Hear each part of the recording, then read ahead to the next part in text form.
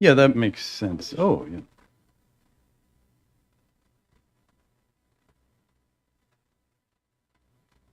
Green. Oh,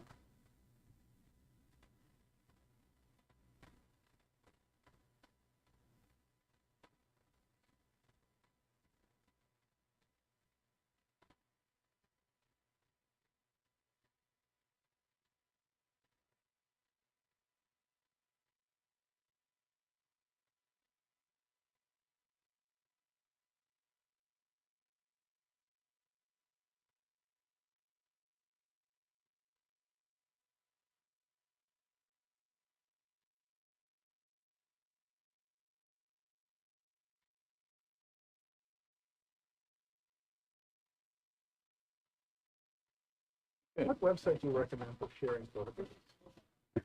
Interesting you should ask that. Um, I keep thinking I'm hearing myself. I'm not on the mic, on the speaker.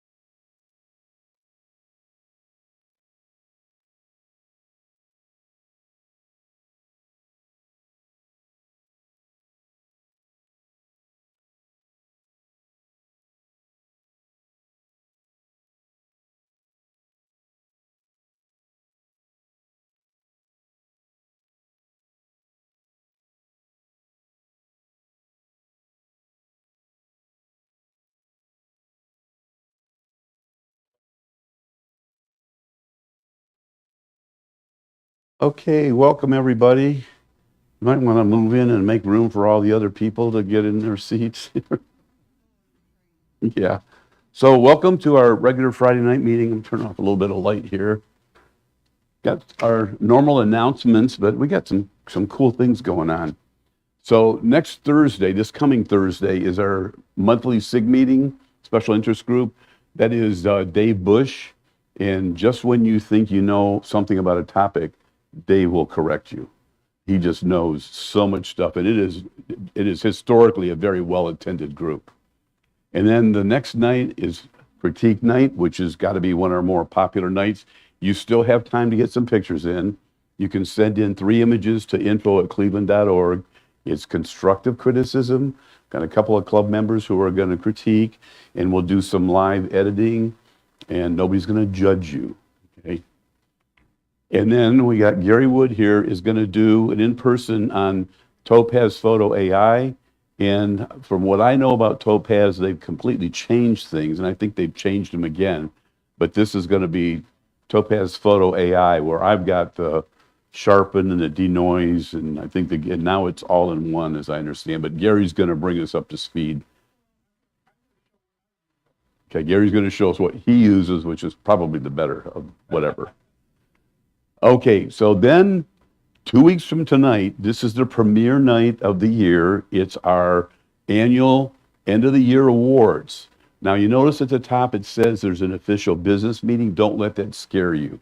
You all the members should have gotten an email that explained that we've got an amendment that we need to pass, and we need to have an official board meeting or official business meeting to do that. It's going to take all of like 5 minutes. So really the whole night is going to be the end of year awards, and it is just a cool night. There's going to be some food, fellowship, the end of the year awards, the back wall awards, all that stuff. So you definitely want to come for that. So we are growing. For those of you who don't know, we have our own private group that's called Your CPS Group, and I just checked it. We now have 128 members, and I think Dan Lester and Jenny run this, and I think I heard them say they added 20 people this last week. So what you need to do, it's only for members and it is private, is to go onto your Facebook account, if you got to have a Facebook account, and then visit that Your CPS Group and ask to be invited, and you'll get invited. So this is something really cool. Those of you, how many people were here for a business meeting last week? We got one person. You guys missed it. It was a great night. We basically did some brainstorming and had people submit ideas and so forth. And this was just a week ago, and one of those ideas is now live, and I'm going to show it to you. So this was kind of it's one of the things I think makes the club really cool. It was a collaboration between about 5 or 6 members. So Bill Keaton came up with the idea. So this is our website live. Bill Keaton came up with the idea of being able to post other members' websites on our website to share images with other people. And all you do is you go up here to membership, and it says member websites. When you click on that, here's the people so far that have websites. You can go on this at any time. You don't have to be a member to look at this. So since it was Bill's idea, we'll go on. If I click on his website, you're going to get this warning that tells you that you're going off of the CPS website onto this other one.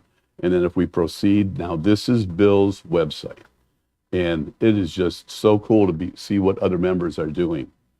And the reason I say it was a collaboration, when you think about it, Bill suggested the idea. Kelly and Eric Botsky, Kelly James and Eric Botsky, who are our website IT gurus, found a way to put a button on there and make it secure for our website. And then Richard Ader is populating it if you submit and you want to be on this website. And Lori, of course, puts in the snapshot. So you got like 5 people involved right there, which I just think speaks to the success of our club. So let me get back to our announcements. You guys got to believe that was cool. I mean, I sat down here this evening and was looking at some of them, and I went, well, I got to start taking more pictures. So kind of connected with that, we've asked you to save this date of August 23rd for our annual summer party. And so far, we still only have 1 person. And this is not an idle threat. If we don't get some people to step up, it's not going to happen. And I can't tell you specifically what our deadline date is going to be, but we do have to rent a tent. Barb Pennington has done this graciously for years. This will be our 3rd, but she's done all of her other activities. And, she's just served way beyond what she needed to. She will give the person who wants to take, like, the lead, the information, like who to contact for the tent and so forth. But the tent can go fast, and if we don't get the tent, we're probably not going to do it, because last year, for those of you who are here, the tent's great because it keeps you out of the weather. We can have it rain or shine.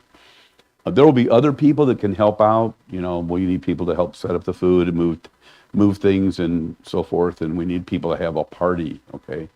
So if you think you might want to help, you can go on our website to the information and then register to volunteer. And last but not least, you can go on and see on our website and see us on YouTube. So tonight, we have our own Terry Martin. I'm not going to try to describe what he's doing, but I got to tell you, from looking at what he's presenting, I think I've come to the conclusion that if you see a bird that looks like it's oversaturated, it probably isn't. It probably came from Ecuador. All right. So let me get Terry's presentation up there. Terry's asked that you hold your, hang on just a second, hold your questions till the end, because he's got an awful lot of stuff here. And so we can take your questions at the end.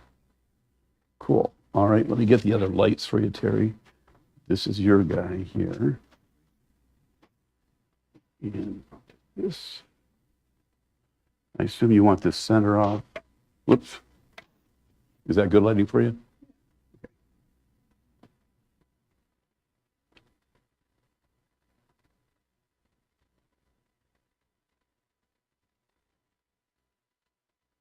All right. Everyone can hear me? I'm an English professor, so my voice projects anyway. But thank you all for coming. This is a delight to have you here. And I got to spend 5 weeks in Ecuador back in December, in January. And I'm just kind of sharing some of the marvels that I saw there. I have to say I'm more of a bird photographer than a birder per se, so I shoot first and identify later. But there are so many. I'll show you why I hope that Ecuador is a birding hotspot. It's just a fabulous place to go. And by the way, this is an antpitta, which is one of the birds that is kind of endemic to South America. I think there's about 60 different species of antpittas, but they're very difficult to photograph, because they like to scurry around the forest floor, and in Ecuador, a number of bird lodges have developed the habit of feeding them, bringing them out where photographers can see them. And so that's one reason why, and if you go to one of these, organized tours or to a bird lodge where they do that, you get to see these remarkable little birds. Anyway, let's see, turn this is... There we go. So a few fun facts. I'll just go through these quickly, and then we'll get to the birds. But Ecuador ranks 5th in avian biodiversity worldwide with 1,670 species.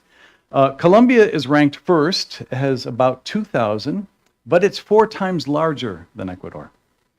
And Peru has about 1,900 species, but it's also 4 times larger than Ecuador. Brazil has over 1,800 species, but it is 73 times larger than Ecuador. So a little more spread out, a little harder to find everything. So Ecuador actually has the highest biodiversity per hectare in the world, which is really remarkable. So a lot of birds concentrated in a comparatively small region, makes for fabulous bird photography. In 1997, Mindo, it's a town and an area where there's a kind of cloud forest, was declared the first important bird area in South America by BirdLife, which it's quite a designation. I think it deserves it. The American Bird Conservancy ranks Buenaventura Reserve in Ecuador as the 2nd best place in the world for bird watching, with 330 species confirmed.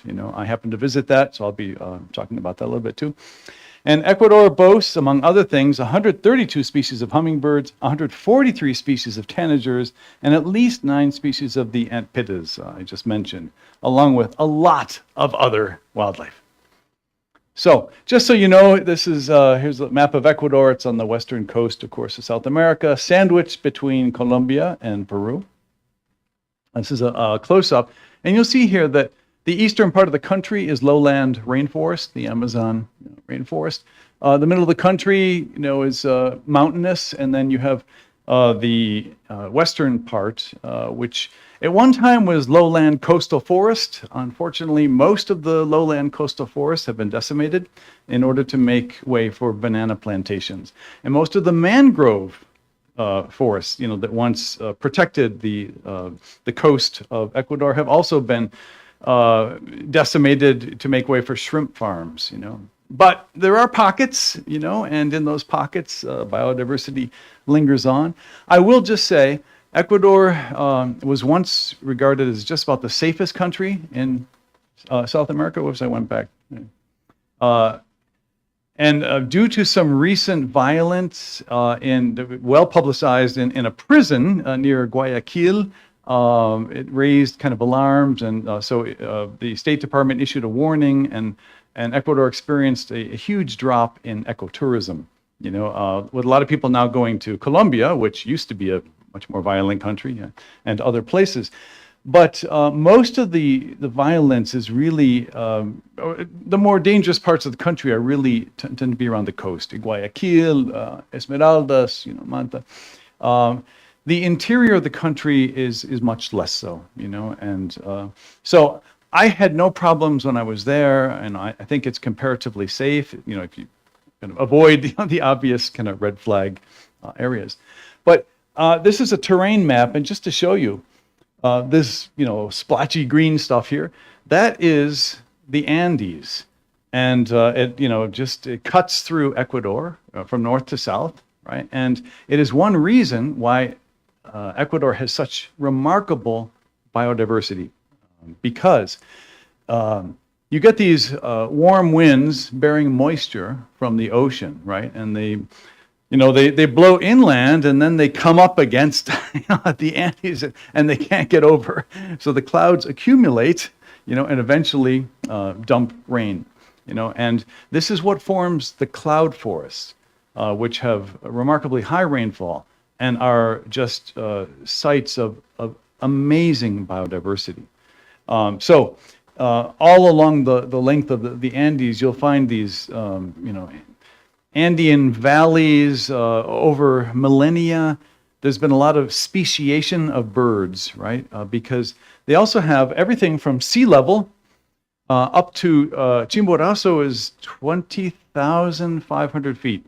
So you have this remarkable, vertical ascent as well, and you have birds that are specialized, right, in different zones, higher up in the Andes or lower down. So it's one of the reasons why Ecuador is so amazing. This is just a map of the Mindo region. I should mention Mindo is about 2 hours west of Quito. So if you fly into the airport in Quito, you can get there pretty handily. The Quito would be over here, and this is the main highway. And I just wanted to point out that there are a number of spots here I visited which are fabulous. The Alambi Reserve, small, beautiful, a garden with something like several dozen hummingbird feeders, tanager feeders. And there's just constant movement. You can sit and have lunch on a veranda, with your camera right next to you, and they'll be buzzing all around you. And they, sometimes they'll give people, the little nectar in a container, and you'll have half a dozen hummingbirds descending on your hand, to drink. So it's really remarkable. Refugio Paz de las Aves is one of the places that really kind of launched the renown of the Mindo region. The owner, who is Angel Paz, Angel Peace in English, but his name is in Spanish, was the first one to start feeding the ant pittas. And he carefully cultivated a relationship with them so that he's actually known them for many generations. He's been in the area for 20 years. He's been doing this.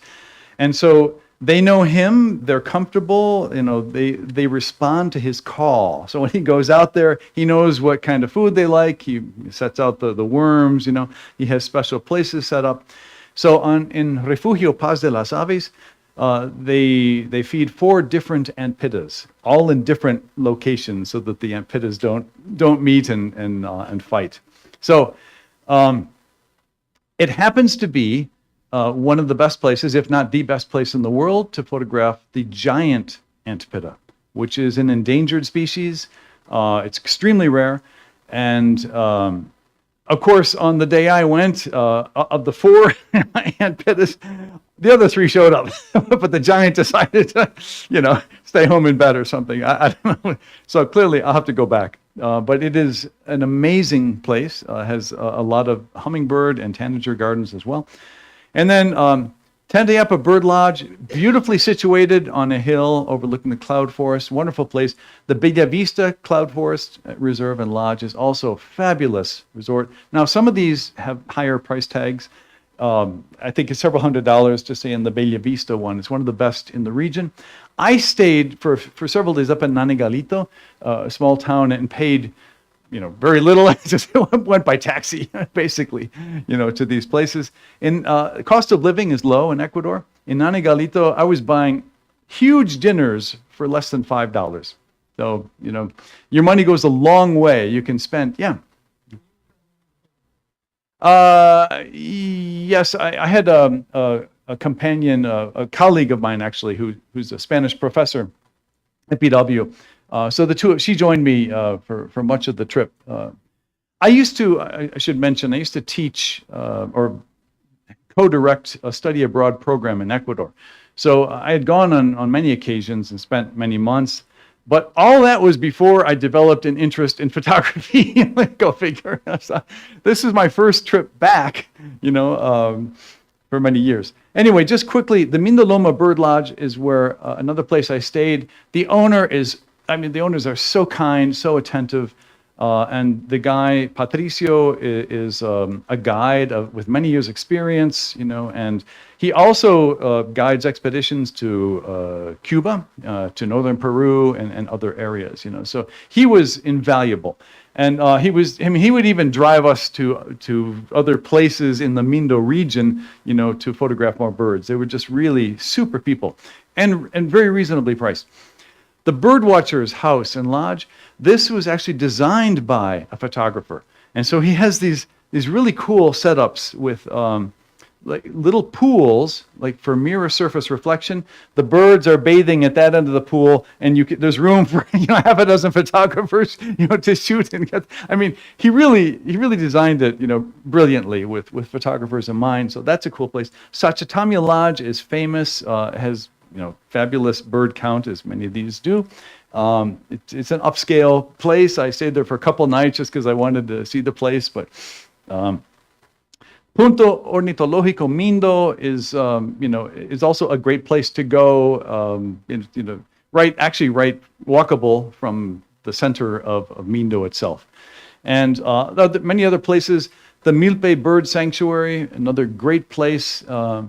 Over here in Pedro Vicente Maldonado, there's something called the Sendero Fruti Tours. It used to be a fruit plantation, and they would give tours, hence the name Fruti Tours, but eventually they shifted into more kind of for bird watchers. So they have a magnificent setup, for all kinds of birds. And then beyond that, way off the screen over here, are places like Mashpi Amagusa, which is world-renowned. Now, there's a super pricey place, where the ultra wealthy go, like $800 a night at Mashpi Amagusa. I didn't stay there, but just 100, maybe half a mile, maybe up the road, is a lower price place. I just happened to, take the taxi there and spent the day. Fabulous birding. You get the same birds, in the $800 a night versus the $10 lunch. Or admission charge for the other. But anyway, a great place to go. And another one that's off the map here, closer to Quito, it's actually above Quito, it's called Suro Loma. Now, Suro Loma is at 10,000 feet elevation. So you're getting specialty birds, the highland, if you like, species that are hardy and hang out at those higher places. So you'll often find different birds at different lodges, right? But Pseudoloma specializes in its, and you know, they're often different clientele than you get elsewhere. So I spent 2.5 weeks in the Mindo region, and then I also wanted to do southern Ecuador, you know. So for southern Ecuador, I hired a guide who was the son of a woman who used to help us set up the homestays for our students, you know, when I was working there. He is a biologist and tour guide, you know, really knowledgeable. This guy can actually identify almost all the hummingbirds by the sound of their songs, you know, which is remarkable given 130 songs, you know, or more to memorize. Anyway, so we flew into Cuenca, beautiful city, by the way. It's an old colonial city, you know, which has been declared, what's the term the UN has, like a special, I know in Patrimonio Cultural de la Humanidad, but I can't think of the term in English, but it's a World Heritage Site. That's it. Yeah, thank you. So to get to all these places, I needed transportation because they're longer driving distances. It's not all neat and, you know, right down the road like in Mindo. But from Cuenca, we went down to the Reserva Buenaventura. This is the one that was named the second best in the world, right, by the American Bird Society, was it? We stopped on the way to do a little birding or, you know, bird photography here on the coast near Santa Rosa, which is also fabulous. And from there, they have the umbrella bird lodge. It's one of the specialties in Ecuador, the umbrella bird. I went for several days. The umbrella bird, you know, flew away. Saw me coming. It happens. I'll just have to go back and get it some other time. And from there, we went down to Reserva Tapichalaca, which is famous because that was where they discovered a new species of antpitta in 1997 called the Hocotoko antpitta. And based on that finding, you know, they actually created a refuge there, and they created a foundation, you know, to help conserve birds. There's less, I think, consciousness and less awareness of the need to preserve birds in southern Ecuador. Unfortunately, there's a lot more mining there. Driving from Cuenca down to these valleys here, you pass by, you know, hillsides that have just been totally denuded of their once, you know, prolific forests. They're eroded. They're basically a desert now. You know, it's a shame. You know, years and years of abuse, and now, you know, it's minimal. You know what you can find there, but there are still some pockets, and so, you know, over here, that's why this place Buenaventura is special. They've preserved, you know, at least a larger area there, and this is Tapichalaca is a great place to go. You will sometimes find species in the south that you don't in the north, and vice versa. And then from there we went to Copalinga, which is another fabulous spot. You know, again with a wide variety of birds that visit. And from there we went to the Buglas Nature Reserve, which is small but a fabulous, really well-designed nature reserve. And I visited 3 leks, L-E-K-S, you know, which is where birds like the famous cock of the rock gather. All the males gather to strut and posture and, you know, and screech, you know, and you know, flex their feathers, while the female comes to inspect. You know, I visited 3, but that was the one that was so fabulous. I'll show you pictures of the cock of the rock that I got from that spot. And then, in addition, the guide who took me down through the south has his own lodge, and he bought this land next to a refuge. He has counted on his land. This is a biologist, professional biologist who knows his birds. He has counted 350 species of birds on his property. Remember, the American Bird, you know, Society or whatever, forgetting the term, declared Buenaventura the second best in the world because there's 330. So it's just astonishing, you know. But anyway, all of these, I would have visited many more. I plan to go back, you know.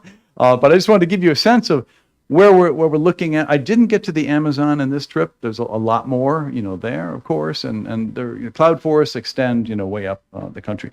So without further ado, I'm just going to kind of launch into some. I thought we'd start with the hummingbirds that I managed to see. I'm not showing you all the hummingbirds I saw or all the pictures. I'm into kind of fine art photography, so just the ones that I think are worthy of being shown or have an interest. These. I didn't go back. Anyway, the glittering, throat patch. That's typical of some of the sunbirds, and sometimes it's just from a particular angle, that you'll see it flash, and the bird will just, move its head 10 or 15 degrees, and then it'll go dark. It's remarkable. So this is an Andean emerald. Alembi was the one closest to Quito, and another Andean emerald. Again, it's a beautiful place, the Alembi Reserve. Very pleasant to stay. You can you book place to stay there. And this is the only picture I have here from the Quito Botanical Gardens, but that's also a good place. And if you're ever flying through Quito or something, it's 45-minute drive from the airport. It's a very pleasant part of the city, fairly safe. It's an upscale neighborhood, but large park, and the botanical gardens are themselves very nice. A brown Inca at the Mindoloma Bird Lodge.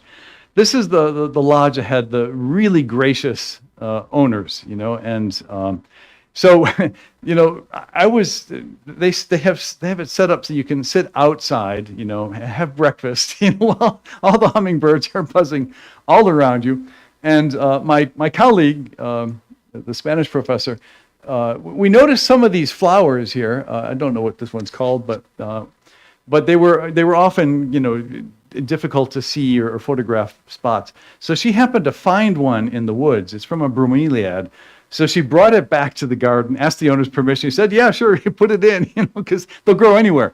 Right? So we put that flower in there, and then the birds came to it. So it was really, really convenient. Right from where I was sitting, I could just pick up my camera and click, and they kept visiting, the flowers. So this is just one of many. Brown violet ear, you can see why it's called that. They almost look like earrings, don't they? Violet.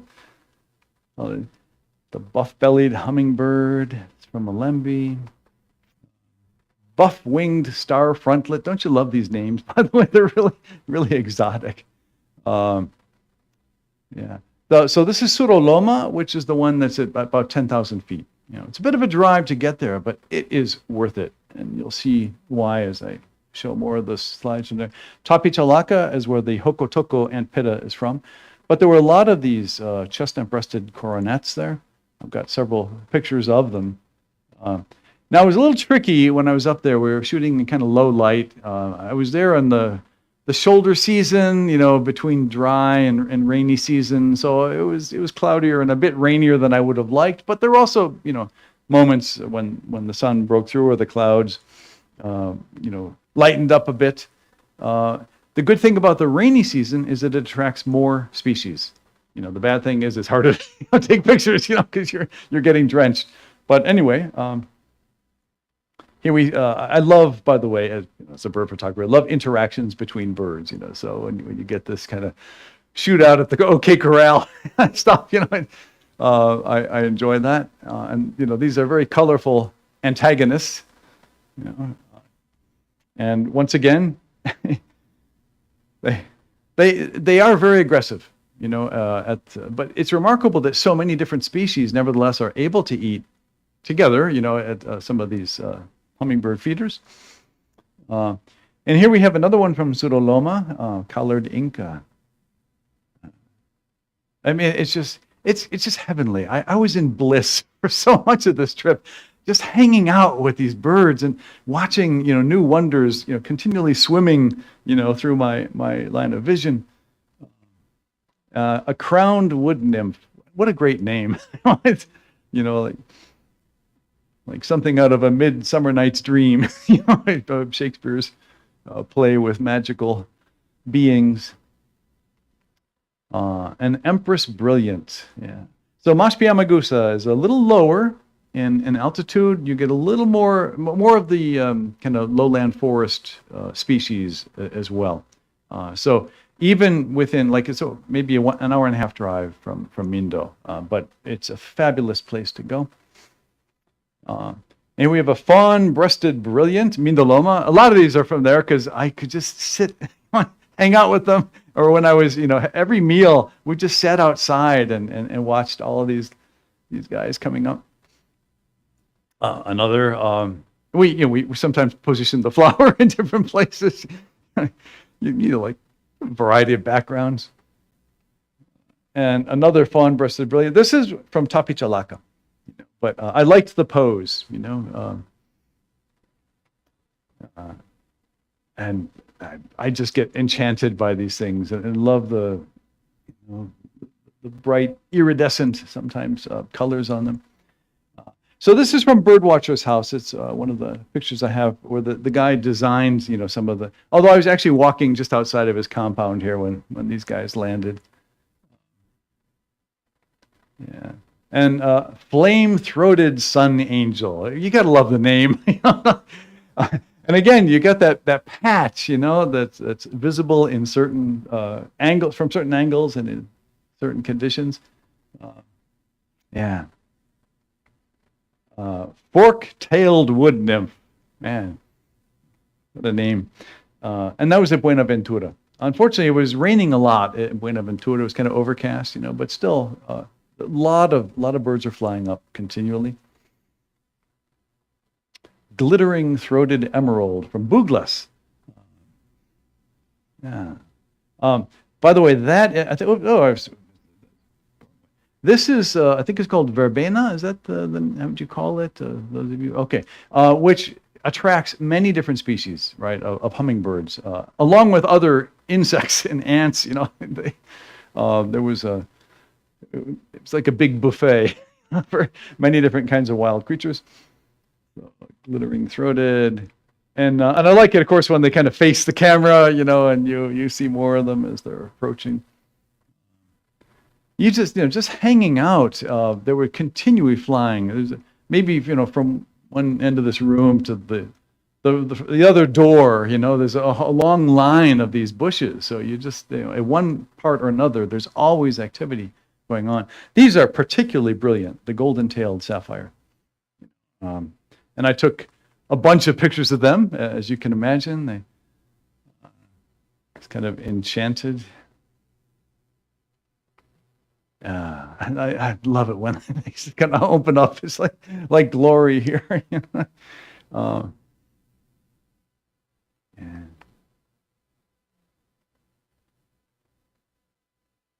So the nice thing, by the way, I shoot with this Nikon Z8. It's a mirrorless camera, and did I mention the lens I use? 180 to 600. It's a really, really good lens, a good combination.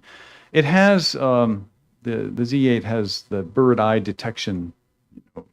So if they're flying by, and if if the lighting is good enough, it will track the bird as it flies or as it moves around, and constantly refocus on the eye, which is, of course, what you want. So it makes the job a lot easier than it used to be, because these things, they just flit around so quickly. Just when you're ready to take the picture, they're off to the next plant.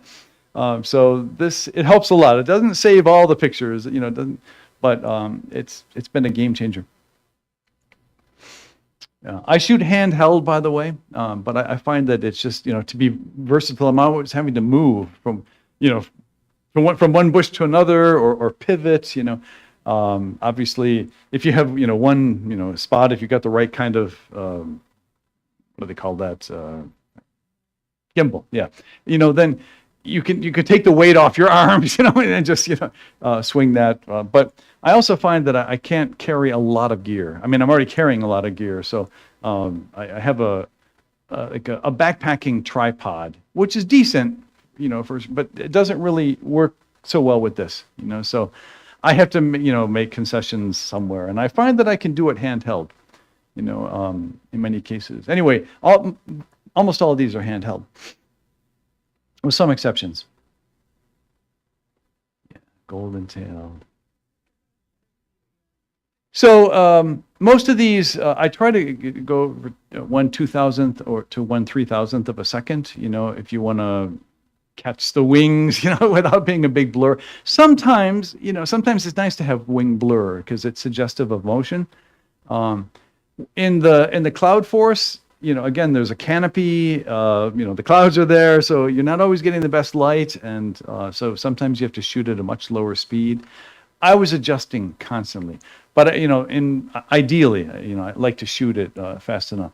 So these two, it looks like they're coming together for a dance, doesn't it? Lesser violet ears, but yeah, they were engaging in drive out the enemy kind of behaviors. Yeah, and this one very kindly kind of posed for me before zipping off to the flower. It looks like a mirror image, but it's not. I see two purple-throated wood stars are both heading to the same kind of feeder. But this is at Refugio Paz de las Aves, again, very famous, world-class site. And this is a famous hummingbird, the rufous crested coquette. Sometimes when it perches on a branch for a little while, its crest will go vertical, and then it looks like it's got a crown or something. I didn't quite get that shot, but I got this one. And this is the kind of greased back look. So I was happy. Another trip I'll get the other one, and then the females too. In this case, there's one.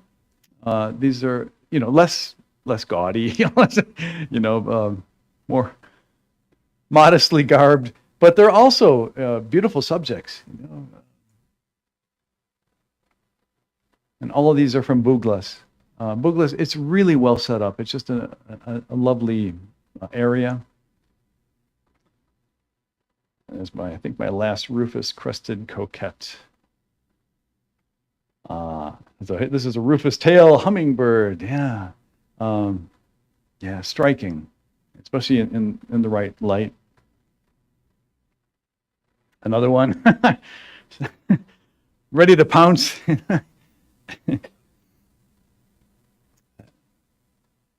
Sapphire spangled emerald. And there's so many, sometimes when they're flitting around, you can't, it's difficult to distinguish them, so I almost have to sometimes get the picture and then, expand it, and I see what I've gotten. Yeah, this is my best one of a sparkling violet ear. Also very colorful. And the speckled hummingbird. I like this one because it was ready to launch backwards, enjoyed that flower, and it was ready to take off. I thought it was just a curious pose.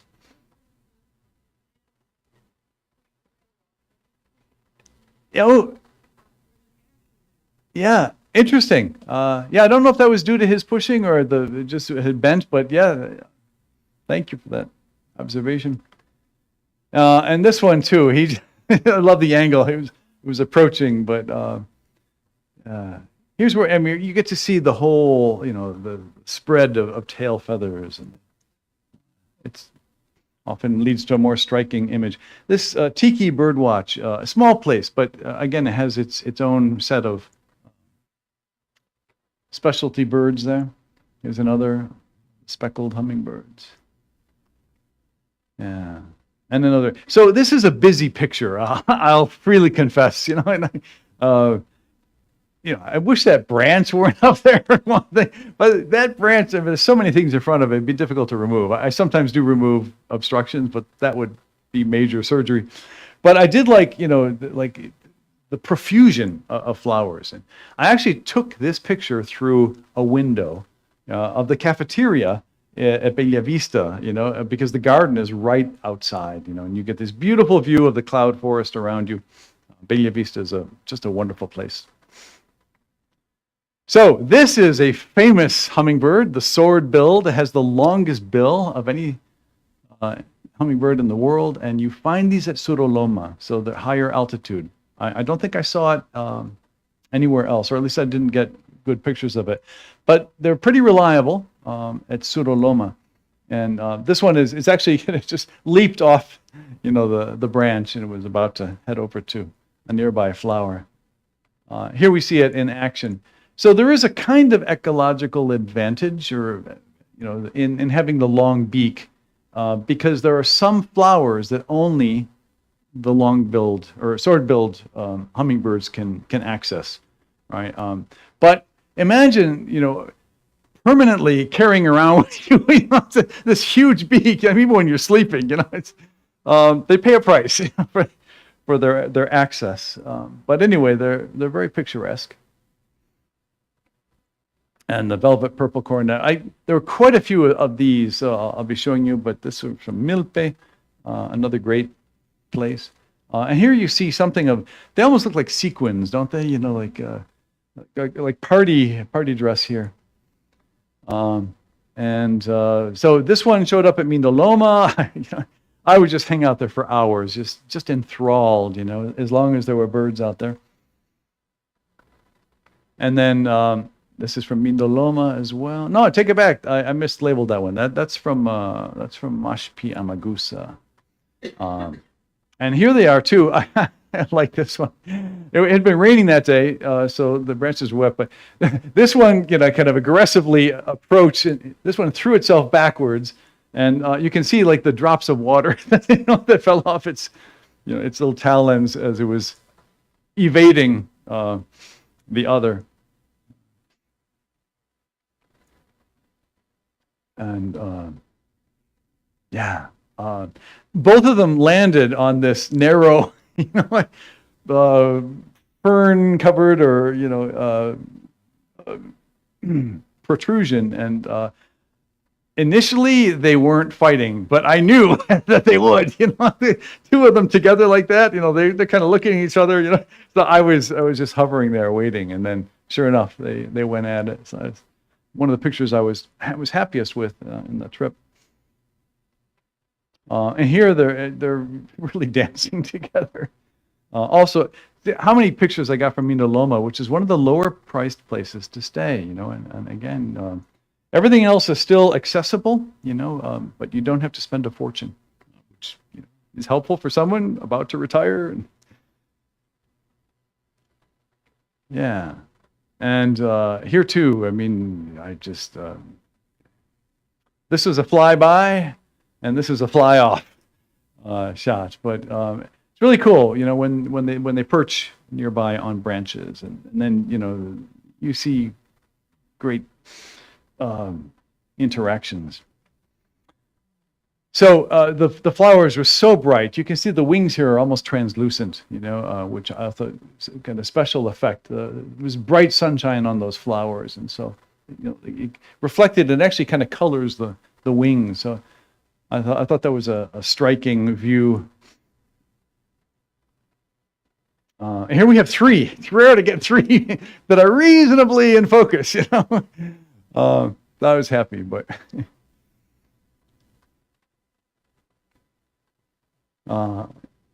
Yeah. I mean, they're magical moments. And, with a camera like this, you can shoot 10, 20 frames a second, so you don't miss, the action.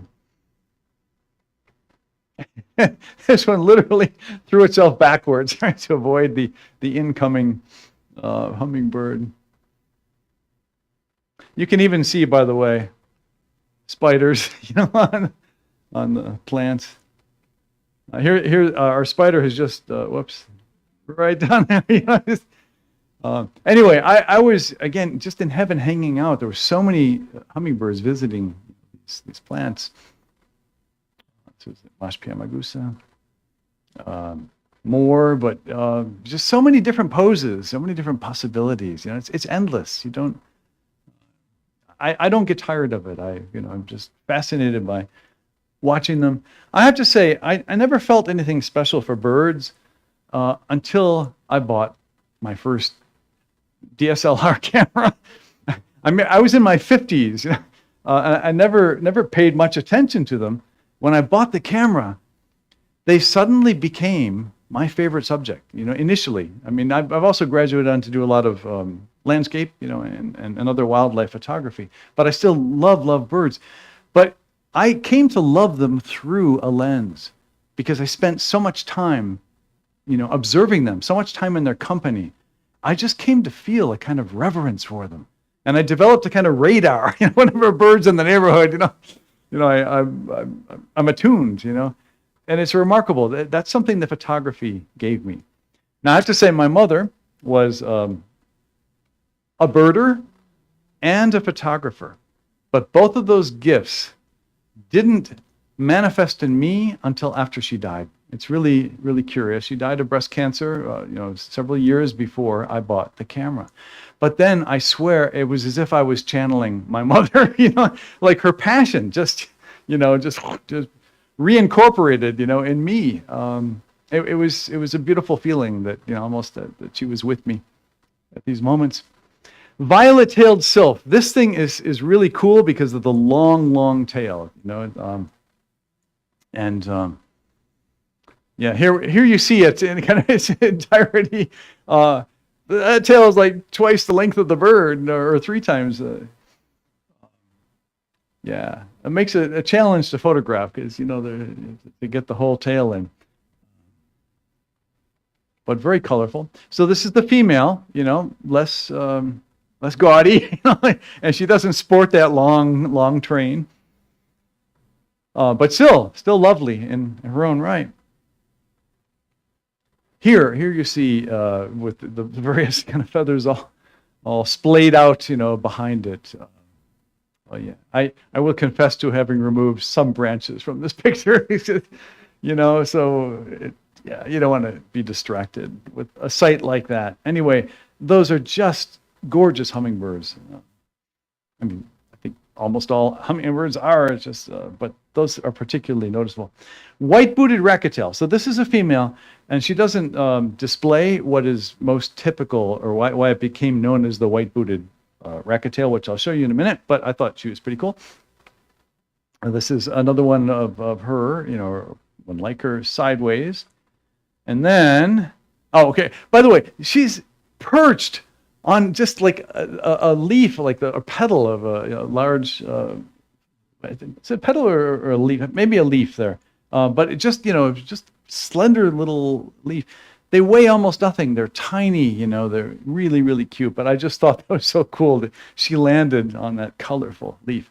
And here, I think, this is why it's called white-booted racketail, because these look like rackets, like it's about to engage in a game of tennis, and from another angle, I went on, but the white boots are much more noticeable when you see it from the front when it actually perches, and then it really looks like it's got white boots on. So it's aptly named, and here we have another female. I took many pictures of the male, but for lighting conditions or whatever, it's difficult to get one I was really happy with. That last one was at least decent. So, and this is a white-necked Jacobin. This, by the way, the Punto Ornitológico Mindo, you can access right from the center of town. If you stay in Mindo, there are lots of places to stay, and it's just a short walk, like a kilometer. And then they have trails, and they have several towers for observation, and anyway, you can find these guys. Here he is dipping in, and I like to get a variety of flowers, so that it's happy to get that particular shot. Here we have another one at Buenaventura, which is in the south. It's a healthy species. I saw them in many different places, the Jacobins. And here, the angel pose. It's just, I couldn't resist, getting them in flight. They're often hovering around, the hummingbird feeders, as waiting for their opportunity to dive in. Of course, as a photographer, I don't want plastic hummingbird feeders in the pictures, so I want the real thing. And here you have a couple of them. Again, it's not a mirror image, but they were just both kind of waiting for their opportunity to dive in. But I thought it was kind of cool to get them together. white-vented plumeletier. What do you think? It sounds like a musketeer or something, you know. It has a romantic story, I'm sure.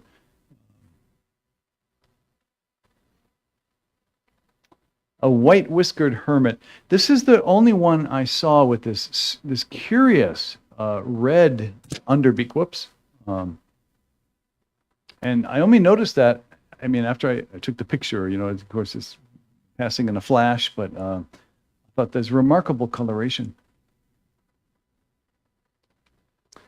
And this isn't the best picture, but it does show the totally green head of this wire-crested thorntail. You can also see the wire. This is the only hummingbird that has this feature on the top of its head, and only the male has it. And it also has a very, very long tail. Comes to a sharp point. Here, this is the same one, but from a different angle, so you don't see the same, you know, intense green iridescence, which is why I wanted to compare the two. This was a boogless. Again, a great place to go, and another one for comparison, you know. So there you see the curves upward over its head. You know, that's a curious feature. Evolution in action. And now we have gone through our hummingbirds, and we're entering the tanager phase. So, and there, I have fewer tanager pictures. There's many, many species. Again, I only wanted to include the ones that I felt were really worthy artistically. But this is the only one I got of this big, you know, blue, blue or red, bay-headed tanager. So I wanted to include him. And this black-capped tanager I saw in a number of places, but just remarkable. It's really beautiful, I think. Here he is again. Yeah, and the Tandayapa Bird Lodge has a special feature from the floor of the lodge. You're actually shooting down. They have, you know, they have their setup, so you're shooting down, because when you shoot up, you often get the skylight that it'd be so bright that you lose the colors of the bird, right? But when you're shooting down into the forest, you know, then the colors pop like they did here. So it's really, really well designed, you know, I think, and I appreciated that. And this is the black-capped tanager of the female version, who is, you know, also lovely. And here, blue-gray tanagers. I loved, you know, the flyby, you know, altercation. And this blue-necked tanager, I think I only saw it that once. I didn't find any other pictures of him, so I was really glad I got it. And, you know, kind of with the red flower, I thought it makes a nice combination. This blue-winged mountain tanager, the really colorful, the bandit mask, you know, and intense, vivid, you know, yellow and blue. I have several pictures of these guys because they just they're so remarkable.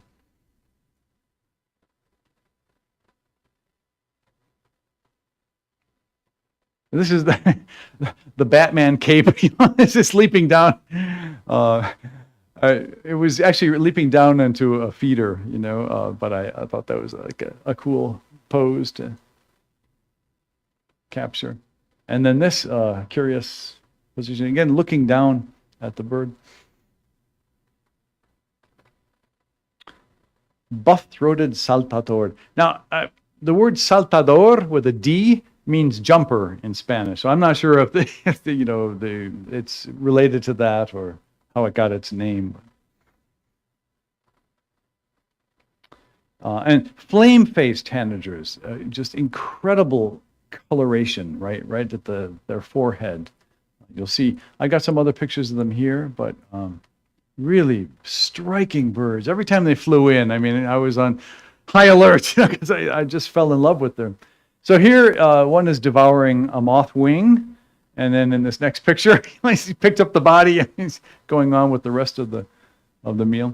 Bella Vista also offers what they call luz trampa.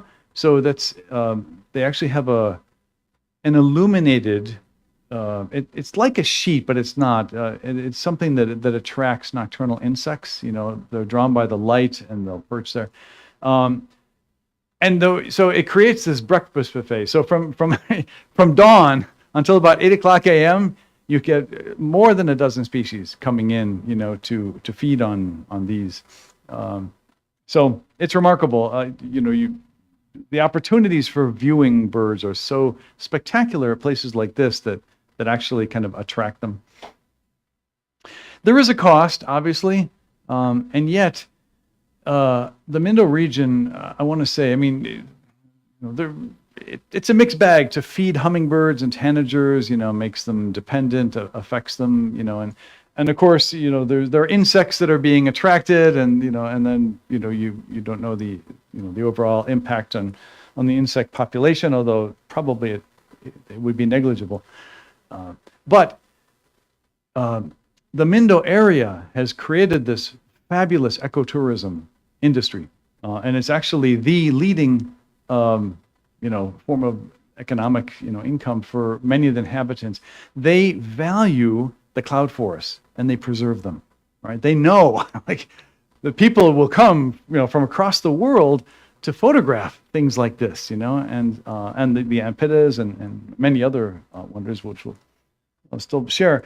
So the alternative, if they didn't make, if they couldn't use the natural, fauna and flora to attract people, Ecuador might find itself, with the need of developing mining, which is absolutely destructive. Mining is just appalling. It ruins the water, it desertifies, landscapes. So there is a cost to this, and yet ecotourism, has enabled this part of the country to actually value and preserve, its cloud forest, which is saying a lot, because you don't have the same awareness, the same valuation, conservation, efforts in other parts of, like in the South. At least that was my impression. So flame-rumped tanagers, it's cool to get both of these guys on the branch together. And this thing was so incredibly green. It belongs in the Emerald City. But yeah, glistening green. It's a well-named bird. Golden tanagers, they're a healthy population too. I saw them in many places, but they're also, colorful and lovely. Here they are, going at it. And the golden naped tanager, also incredibly colorful, a little bit like the black-capped in the bluish coloration. Green honeycreeper, which is actually categorized as a tanager.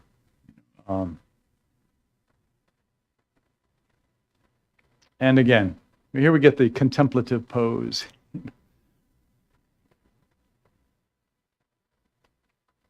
And the green and gold tanager, oh, these things were just so delightful. Tiny but brilliant. There's another one.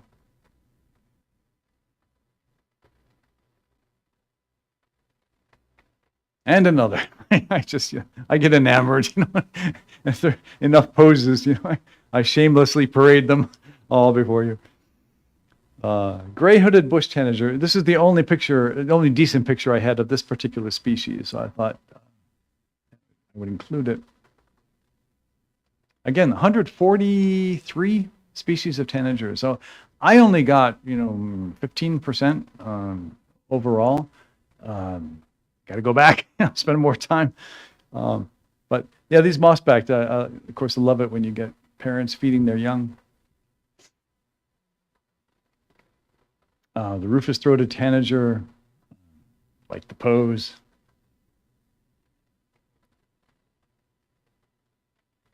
And the silver-beaked, you can see even better in the next picture. It really is silver. It's well named, easily identifiable.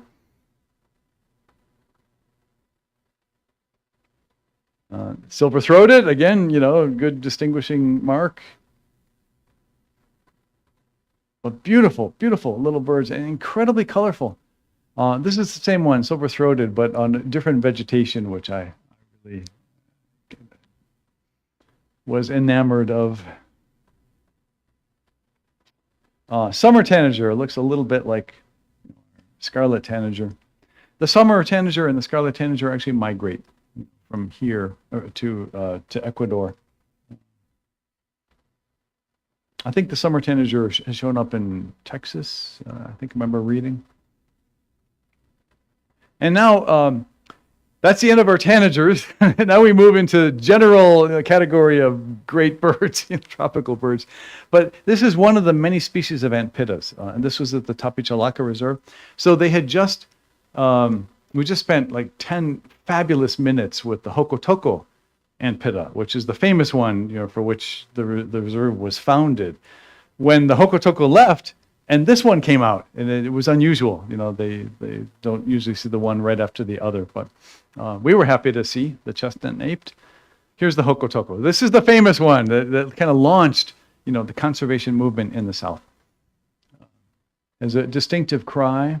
I think the name is onomatopoeic, Hokotoko. And anyway, famous little bird. And this ochre-breasted, Angel Paz in the Refugio Paz de las Aves has set up these places where he feeds the ant pittas, to make them really lovely backgrounds, for photographers. I mean, it's fabulous. And people stay back at a sufficient distance, and the birds are comfortable. They've gotten used to it, They know the score, And yeah, so just adorable.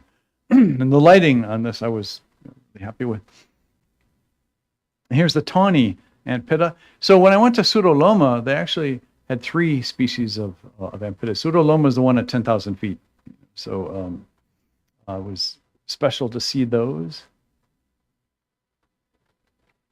And this is a bananaquit. Very common birds, but still small. They're like a little bit like warblers in a way, but this one was landing on top of that flower, wing spread. And here, and this one on the left was just landing, and about to put itself vertical. But I thought the position was a curious one, before it quite perched. Black crown ant shrike.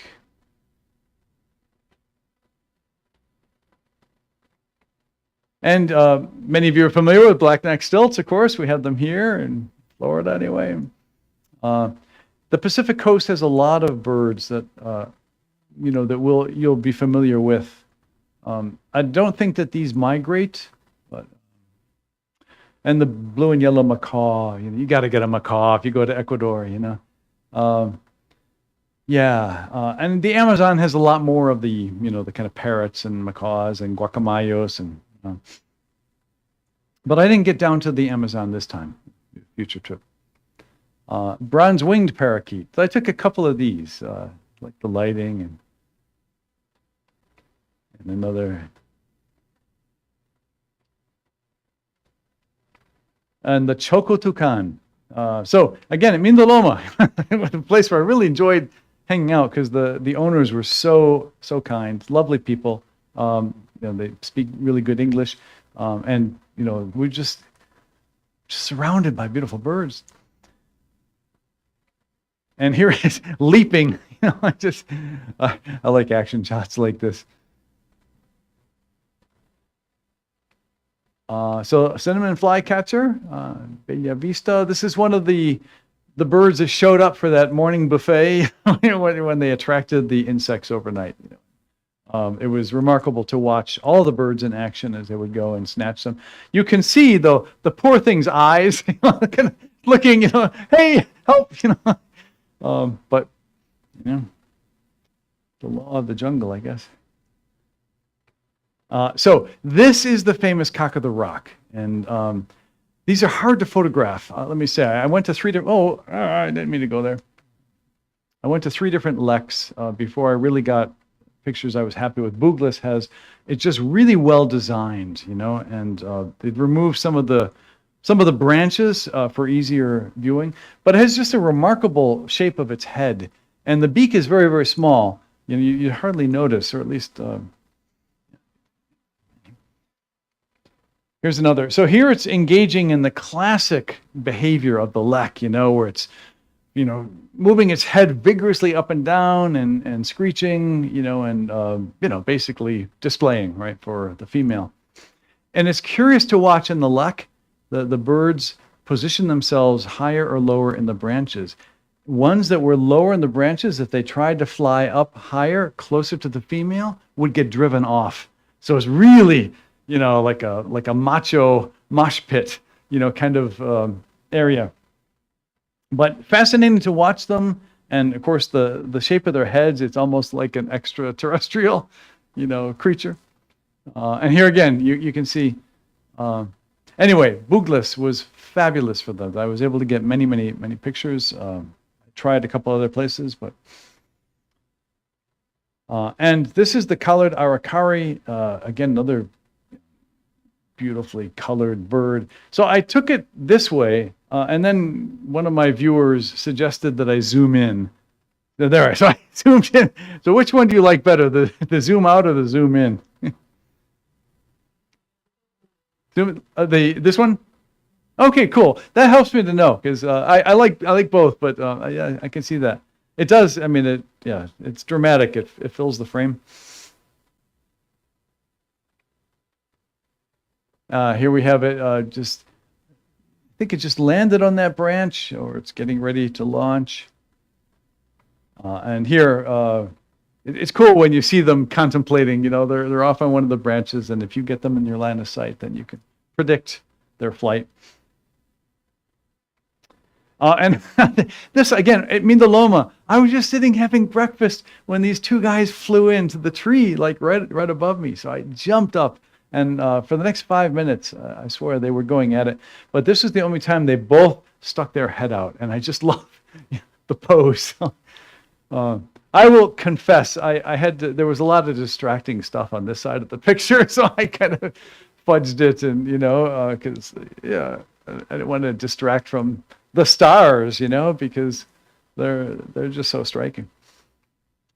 And here we are, two of them again together. It was really funny to watch them because they were there for quite a while.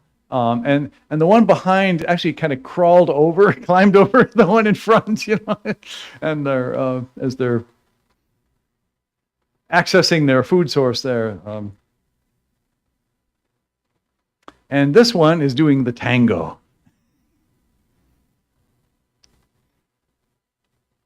Yeah, and another leap through the air. Yeah, just how can one be sad or feel anything is missing in life? When you're surrounded by beings like this, by this enchanting beauty.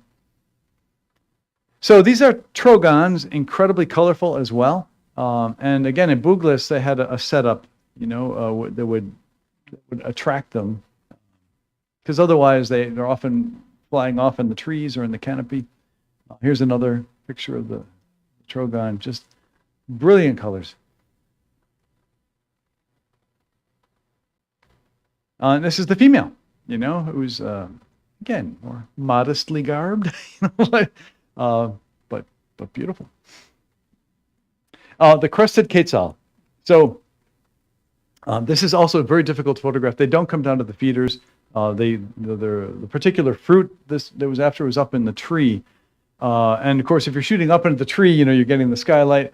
So I went up into like a tree fort, and I'm trying to shoot around this and that branch, and I finally got this picture when I didn't even see when it grabbed that fruit. 1 minute it had its beak closed, then it opened its beak, and then suddenly it appeared. But I will confess, and you may not notice it, I used Photoshop. This leaf in the original extended up to here and just ruined the picture. So I reconstructed the bird. I wouldn't send this into a photo contest, because it has been altered. But I also think that it made the picture better and showed more of the bird. But it was careful detail work, to make it look real. So you can see probably that there's a bit of repetition there, but it also made for, as you're looking at the picture, you're still getting a sense of the whole bird, and I don't think it deformed it, but The picture was a lot better. And this is the grumpy toucanet. I didn't know there was such a thing as the grumpy toucanet until I took the picture. Actually, in all levity, this is a crimson rumped toucanet, but I just loved the expression on its face. Sometimes you get these just moments of character, So crimson rumped toucanet, and you'll see. Here's another one. It's like someone shot this thing with a paintball, that exploded on his butt, and it's like a splotch of red. So I hung out with this one for quite a while, and it was, they had its seed, it was working on it, but, there comes a point where they finally toss it up to get a different purchase on it or something, that was the picture that I thought did it for me. Yeah.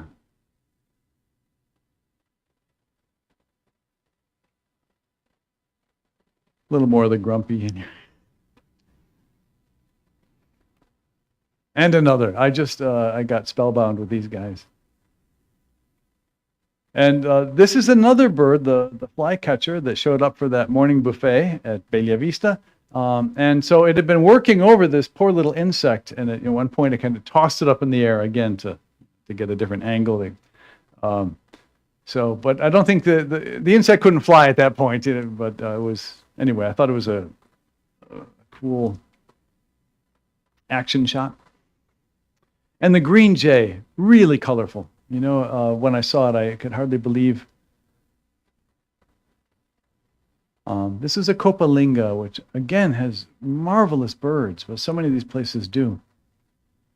The lineated woodpecker, Sendero frutitures, and in this next picture, you have the adult feeding the juvenile on the tree. And this masked flower piercer is another bandit. It's got this little bandit mask. They're beautiful. This next shot, they're difficult to shoot in flight, but there was a hummingbird feeder, and flower piercers will avail themselves, if they can, of the hummingbird feeders as well. But every time he went to the hummingbird feeder, he would go down to a branch below it and then launch himself when the coast was clear. So I knew when he was down in that branch, I was ready the minute he opened his wings to fly up. Yeah. And this too. This is one of the shots that just kind of moves me as a photographer. That he had just taken this bath. It was difficult, low light, long distance, and yet to get that arc as if he was brushing the water off his wings was just, for me, magical. Orange-bellied euphonia. Yeah. How can one get tired? Well, no, you guys might get tired. I don't know. This is the female, of course, also lovely, very colorful. And this bird showed up. It didn't go to the feeders, but it showed up right outside, like the room I was staying in at the Mindaloma Bird Lodge, and it was the owner who alerted me about his presence. He said, "You got to go there and hang out, because it'll come, early in the day." And sure enough, so this is shot between leaves, like through a tree, but it managed to kind of form, I think, a frame for the picture. And plate-billed mountain toucan, I think it's our largest, most colorful toucan, in Ecuador. It's called plate-billed because it has this curious feature right there that looks like a plate that's been riveted on somehow. It doesn't seem to be. It seems to be overlaid on top of its beak. And here we have another. When you see all the colors, you just kind of marvel. The red-headed barbet, another winner, just for sheer color. And another picture of this guy here. Yeah. I mean, everywhere you turn, or you don't have to turn. I mean, just standing where you are, they'll show up eventually. So, The red-headed barbet is striking. This is the female, but she is also, I think, extraordinary. I just love the color on it. I swear she was posing for me in this picture. I just, the rich tones. I mean, this is one of the advantages of shooting down right into the forest, which was at Tandayapa, because you got the best, most brilliant colors, because there wasn't competing light from behind it. And this is another picture of the red-headed barbet. So at Maspia it's also really well set up, and you can eat lunch, and you've got all these birds like right 15 feet away, flying to and from feeders, and they put sometimes food in the trees. And of course, there were even rosies and I thought the two together was kind of cool. Fortunately, we came up on a tree it was full of parrots, and then one of them flew off to another tree. I kept my eye on him, thinking, yes, he's going to come back, and sure enough, he eventually flew back to rejoin his comrade. So it was because I was, anticipating the flight that I was ready for him. And here's another. But, they're just really striking in flight. Scarlet-fronted parakeet, Cuenca. Now, this actually, several of these pictures were from a bird rehabilitation center in Cuenca. So this is one of them. But I'm actually shooting through a kind of cage here, but was able to, because of the light on the bird, able to make it look good. I usually prefer wildlife photography, but I had the day in Cuenca, and there weren't many options around the city, So anyway, this is a squirrel cuckoo that showed up, and then in the next picture, it actually, gave me the tail fan, which I think is really, really special. He said, "Aha, I see a photographer, got to strike my best pose here, I was delighted. And this, very curious, the face on this thing is almost like, yellow flame. It's a striped tree hunter. And strong-billed woodcreeper. This bit off. I just want to say more than it could chew. This is a beetle with, a heavy, armor, around it. So this woodcreeper kept bashing the beetle on the side of the tree. I watched it for like 2 minutes, in order to remove, the hard parts it couldn't digest and then finally be able to swallow it. But it was just remarkable to see, how it struggled to make it edible and digestible. So, I had hundreds of pictures of it, mauling this poor little bug. Swainson's thrush, we have those here in the States too, And toucan barbet, another motley colored, beautiful Ecuadorian bird. There's so many. Here's another angle. He was also enjoying the morning buffet.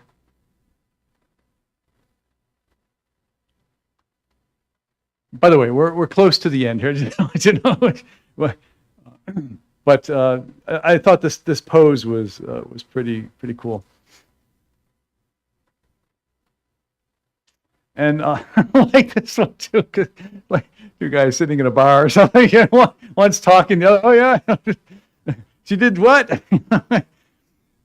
Anyway. Yeah, tricolored brush finch. And this is just a small sample. Of 1,600 birds there are, in Ecuador. And I love this vermilion cardinal, the peak. It's such a crazy, shape to its crest. And yellow-breasted brushfinch, another colorful contender at Suruloma. They're all good places. And here, when we stopped by the coast, just for like a couple of hours, there was just continuous flying by, of many, many different birds. we have the yellow-crowned night heron, of course, in this country, and we have the black-crowned night heron. But they were just, it was one of just hundreds of birds that just were flying up and down the waterways, near the coast. And so I thought I'd just include a few of the animal shots here, just a very few. But in Agouti, at the Sachatamia Lodge, they feed these. So you can actually go and, and get pictures of them, the South American rodents. And this is a coati. There was a whole family of coatis, maybe more than a dozen, that just kind of wandered around the grounds of the Buenaventura Reserve. But when they were coming by, one of them just kind of threw herself on the ground and looked up to me for the longest time. It was so comical. I just loved the expression, like playing hide and seek or something, Oh, you don't see me behind this, fern leaf, but I did. And I was so glad that it just seemed fascinated, by me, and I was equally fascinated by it. So, and here we have a couple of them, but they were just, used every day. They'd come by and pick up whatever scraps they could find, and they had the run of the place, and yeah, but really cute. And then we're going to end with this the incredible bushy red tail. It's at the Tandayapa Bird Lodge. So those are all the pictures that I came to show you. This is just some personal information in case you're interested. But I did want to mention I'm just enchanted with Ecuador. I plan to go back. I'm actually going to be retiring next month, and then I'm going to go on a 10-month around the world tour, trekking and and photographing through the Alps, the Dolomites, New Zealand, India, many places. But when I come back, I'm planning to go to Ecuador next summer, in summer 2026. And there are opportunities, like, if anyone was really interested in going, we might be able to arrange, just sometimes you can get, good deals when 4 or 5 or 6 people, small groups, go and share expenses. I do know, 2 guides whom I trust absolutely. I had fantastic service from both of them, one in the north, one in the south, Patricio and Mindoloma, and Juan Manuel in the south. They're both incredibly knowledgeable. They're great to work with. Patricio also, he's led tours to Cuba and northern Peru and other places for about more than 20 years. So he really knows his birds. Ecuador is a hotspot, but northern Peru is also, fabulous. And that's one of the tours that he provides. It does involve, a fair amount of walking, but you're also seeing, there's landscape, there's the incredible birds, and the cultural, richness. So there are opportunities if, a number of people, were interested, and if you're in good shape. If that's something that might interest you, just pop me a line or something, and we might be able to arrange. If nothing else, you go down and spend a week or more, longer. There's so much to see, and you can do it fairly cheaply. The most expensive thing would be the flight, to Quito. But if you go during the off season or something, it's actually quite affordable. For the time that you spend there, the return is phenomenal. There are great places here to see birds as well, and I've spent many hundreds of hours doing that, but this just blew me away, and the time I was there, the quality of the photo ops, just the magnificence of the birds and animals, and then again, the cloud forest, the people too. I've always found, Ecuadorians to be incredibly hospitable and generous. And welcoming, so it's a good, it's a good cultural encounter. And even if you don't speak Spanish, these guides are thoroughly bilingual, and many people, know enough English that you can get by, with a smattering of Spanish or none at all. So I just wanted to kind of toss that out there, in case anyone, might be interested. I'm definitely going back, probably in July of 2026, and spending a couple of months and maybe hitting some more places that I didn't But there's so much to see. Anyway, thank you for being a lovely audience. And yeah, oh, we have time for We're gonna, questions. yeah, we're gonna let You're right, some you're people right. ask questions. So I have a comment and a question. The Yeah. first comment is, when are you gonna publish this book? Thank you. I'm serious. But my first question is, I know this is gonna be kind of maybe a stupid question. Roughly how far away were you from these birds? Because we don't know how much cropping you might have done or whatever, focal length you were at between up to that 600. On Yeah. average, you think? And it varies, but I mean, sometimes they were very, very close. Some of the, hummingbirds will hover really close by. Sometimes I did have to shoot them at a greater distance and then crop in a lot, It varies greatly, but you can get remarkably close to them because they're accustomed to people, And so a lot of these places like the Refugio Paz has a shelter, with a roof, which is really nice if it rains. And, on one side, tanager, feeders, and on the other side, hummingbird feeders. And so, you can kind of walk back and forth, and they're 15, 20 feet away, So with a lens like this, you can do justice. You really need, I think, a good 600 millimeter lens, especially for the smaller birds. But a lot of the larger ones, I mean, they'll also fly up at a reasonable distance.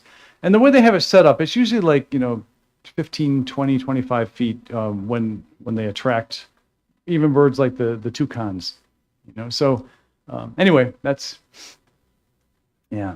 600, if you're doing bird photography, is 600 millimeter, I think is really essential. But Any other questions? Just raise your hands. We can get a mic to you. You're yes. overwhelmed. Oh, you're good. So that people at home can hear you. Maybe to expand on his question, which are you shooting entirely in manual, shutter speed priority, or anything like that? Yeah, that's a good question. And so in really low lighting, I'll do shutter speed just to ensure that I'm getting a fast enough picture, that you don't get camera blur. But I often shoot in aperture if there's enough light. And I find that, like at a setting of 8 or something, or if there are multiple birds, then I'll widen, the the aperture. Yeah, so I'm continually adjusting, but probably most of these were shot in aperture mode, but on the other hand, with shutter speed priority, then you're ensuring you're getting the speed fast enough to capture movement. And with hummingbirds, that can be important, So I go back and forth, and I'm just constantly experimenting, Anybody else? There's a microphone for you. I got a big mouth. Oh, wait. Oh, they can't hear. Do you primarily use your ISO up high, or do you do auto ISO? I usually set the ISO, rather than using auto, because I think that can lead to problems. But I prefer to set the ISO and know, but I may have to adjust, and because sometimes in these cloud forests you have bright sunlight here and you have dark shadows over here, So it can be challenging to shift, but I just have to check my pictures continually and adjust if needed. But I usually set, I find that 800 ISO, I actually, in the cloud forest, I often had to go up to 2000, just to be sure that I had enough light, to capture the image. And I find that today with the noise reduction software, like Lightroom does a magnificent job of removing noise today, that you can get away with shooting at higher, like 1000 to 2000. Beyond that, you start to maybe pay a price, but anyway, yeah, so I usually prefer to set it myself. Yes. I forgot to mention your pictures are amazing. Thank you. Thank you. So one more technical question, like how many pictures did you take if you were shooting at high frame speeds and stuff like that? Oh, Or how many discs do you take with you or something like that? yeah. I want to say,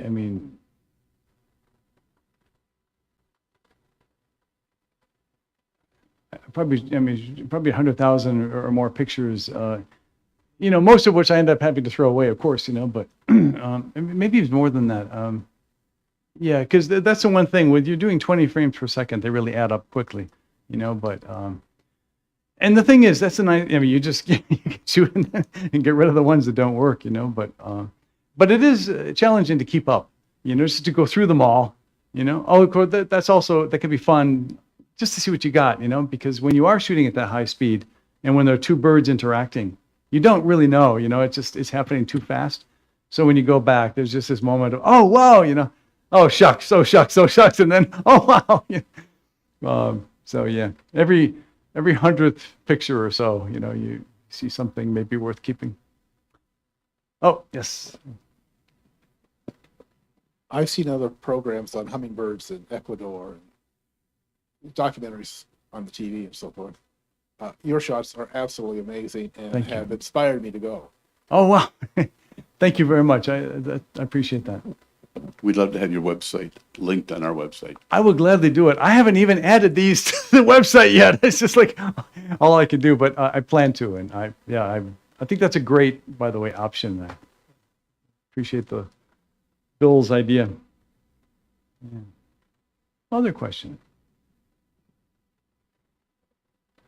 Well, I'm sure I'm speaking for everybody. Say that's just incredible. I never expected to see that kind of detail and just not only the numbers of different varieties of birds, but how you were able to capture them so perfectly. So just really thank you so much for sharing this. Thank you. Thank you for being a great audience too. So thank you all.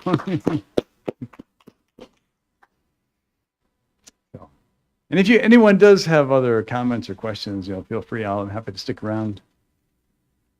Hang around and talk. Yeah.